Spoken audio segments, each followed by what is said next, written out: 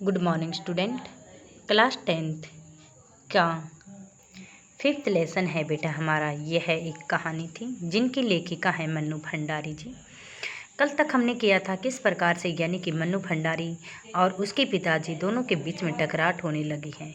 वो किस कारण से होने लगी थी कि जिससे कि उसके पिताजी जी चाहते थे कि वैसे तो वह राजनीतिक के कार्यक्रमों में भाग ले, लेकिन वह अपने घर से की चारदीवारी से बाहर भी उसे भेजना नहीं चाहती थी।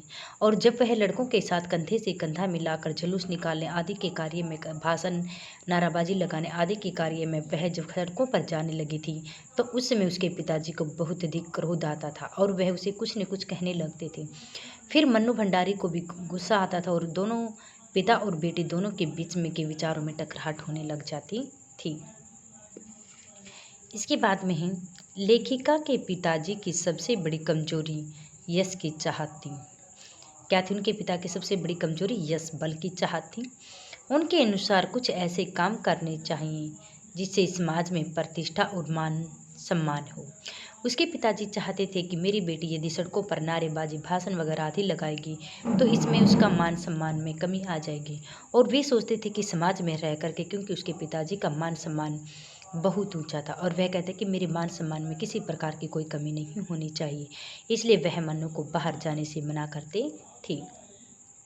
उनकी इसी चाहत ने लेखिका को उनके क्रोध का भाजन बनने से बचाया था। एक बार कॉलेज के प्रिंसिपल का पत्र आया, पिताजी के नाम आया। उन्होंने उन्हें उसके बारे में बातचीत करने के लिए एक बार बुला लिया। वह कहते कि एक बार क्या हुआ, प्रिंसिपल का पत्र उसके पिताजी के नाम आता और वह कॉलेज में उसे बात करने के लिए बुला लेते हैं। लेकिन उसी समय उसके पिताजी को बहुत अधिक क्रोध आता है। क्यों आता उसको क्रोध? वह सोचता है कि मेरी बेटी ने कोई ऐसा कार्य किया होगा जिसके कारण मुझे शर्मिंदगी महसूस करनी पड़ेगी और मुझे नीचे गर्दन करके वे सारी बातें वहाँ कॉलेज में जाकर सुननी पड़ेंगी। इसलिए उसके पिताजी को क्या होता है, बहुत अधिक क्रोध आ जाता है।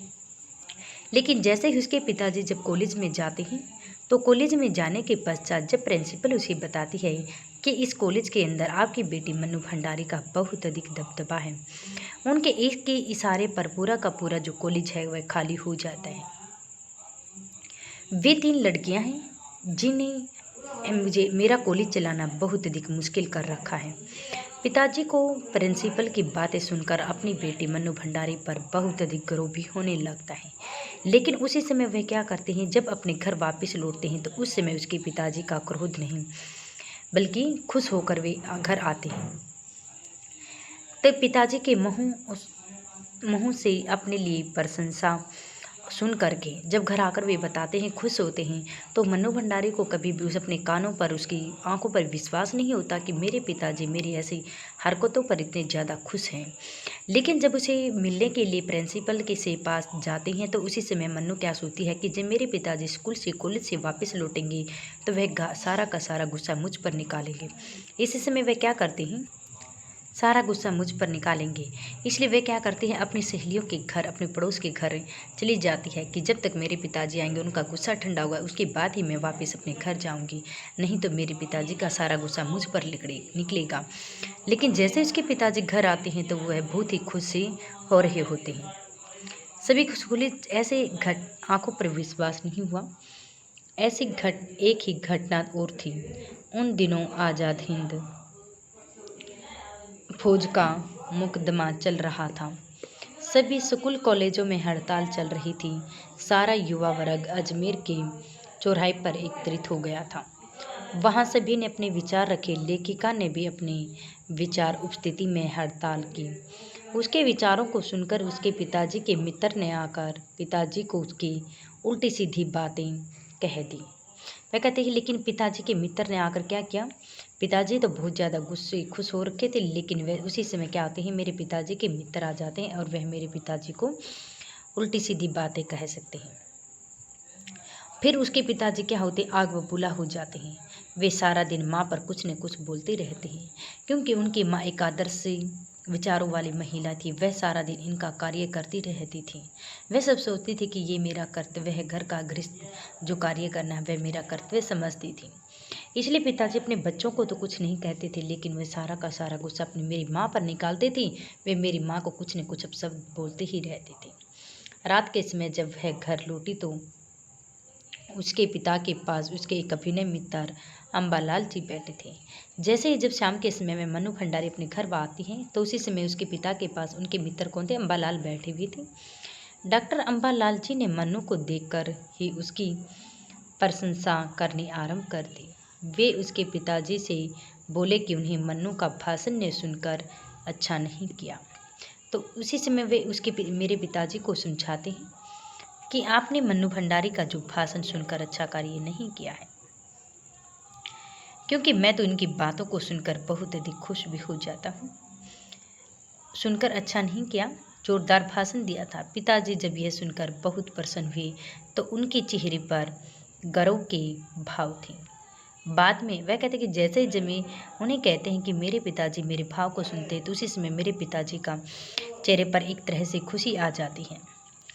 लेखिका आज अपने अतीत में देखती है कि यह समझ में नहीं आता कि क्या वास्तव में उसका भाषण जोरदार है।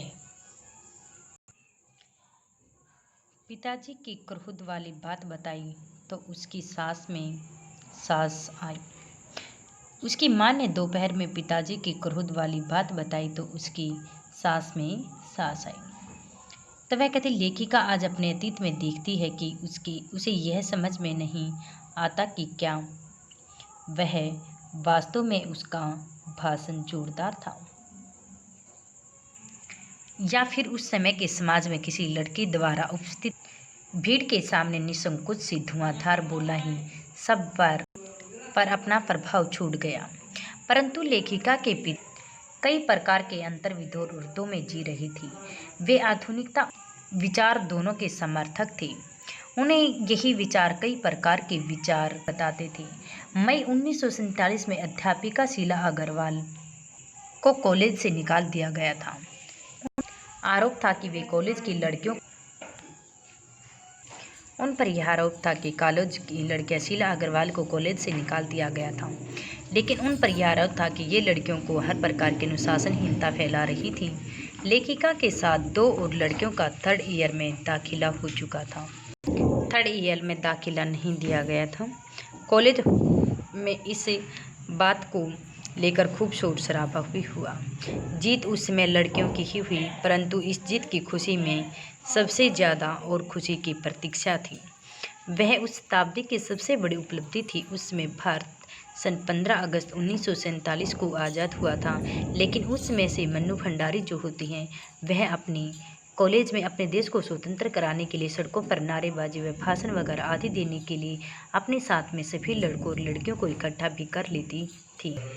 पैराग्राफ आज़ाद हिंद फौज के मुकदमे का सिलसिला था। सभी कॉलेज, स्कूलों, दुकानों के लिए हड़ताल का आह्वान था। जो नहीं कर रही थी, छात्रों को एक बहुत बड़ा समूह वहां जाकर हड़ताल कर रहा था। शाम को पूरा विद्यार्थी वर्ग चौपड़ पर इकट्ठा होकर और फिर नारेबाजी, भाषण वगैरह आदि लगाता था कि एक दिगानुसूची मित्र ने घर आकर अच्छी तरह से पिताजी के लिए उतारी और कहा है कि अरे उस मन्नू के तो हम मत मारी गई है। भंडारी जो आपको क्या हुआ? कि इसमें सभी उसके पिताजी के पास जो आते हैं वे कहते हैं कि